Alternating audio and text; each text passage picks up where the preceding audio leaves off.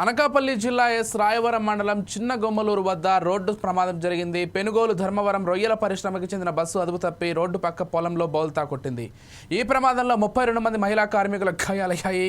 క్షతగాత్రులను స్థానికులు ప్రభుత్వ ఆసుపత్రికి తరలించారు.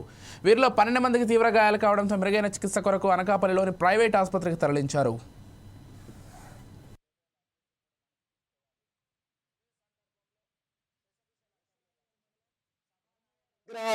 గ్రామంలో ఉన్నటువంటి కోస్టల్ కార్పొరేషన్ సీ ఫుడ్స్ కంపెనీలో కోటవరట్ల మండలానికి చెందినటువంటి కైలాసపట్నం, పందూరు, గుట్టువాడ, మునగులలావ, రామచంద్రపురం ఇటువంటి గ్రామాల నుంచి ప్రతిరోజు మహిళా కార్మికులు డ్యూటీకి వస్తా ఉన్నారు.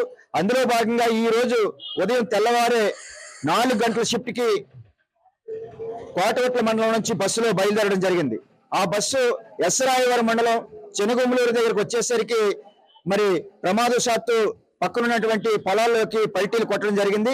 ఈ కారణంగా సుమారుగా 35 మంది మహిళా కార్మికులు తీవ్రమైనటువంటి గాయాలు పాలవడం జరిగింది. అందులో 10 మందిని అనకాపల్లిలో ఉన్నటువంటి ఉషాఫ్రైమ్ ప్రైవేట్ ఆసుపత్రికి పంపించడం జరిగింది. మిగతా వారికి నక్కపల్లిలో ఉన్నటువంటి ప్రభుత్వ ఆసుపత్రిలో వైద్యం పొందుతా ఉన్నారు. ఇందులో సింతల సాయిలక్ష్మి అనే మహిళా కార్మికురానికి చెయ్యి విరిగిపోవడం జరిగింది. అలాగే ఎస్ లక్ష్మికి హెడ్ ఇంజరీ అవడమైంది. అలాగే ఉషాప్రేమ ఆసుపత్రి తీసుకెళ్లినటువంటి వాళ్ళు కూడా అనేక మందికి తీవ్రమైన గాయాలు అయ్యాయని చెప్పేసి తెలుస్తా ఉంది. ఇప్పుడు నక్కపల్లిలో వైద్యం పొందుతున్నటువంటి వాళ్ళు కూడా కొంతమందికి ఫ్రాక్చర్స్ అయ్యాయని చెప్పేసి చెప్తా ఉన్నారు. ఈ ప్రమాదానికి పూర్తి బాధ్యత coastal corporation sea foods private company limited మాత్రమే బాధ్యత వహించాలి.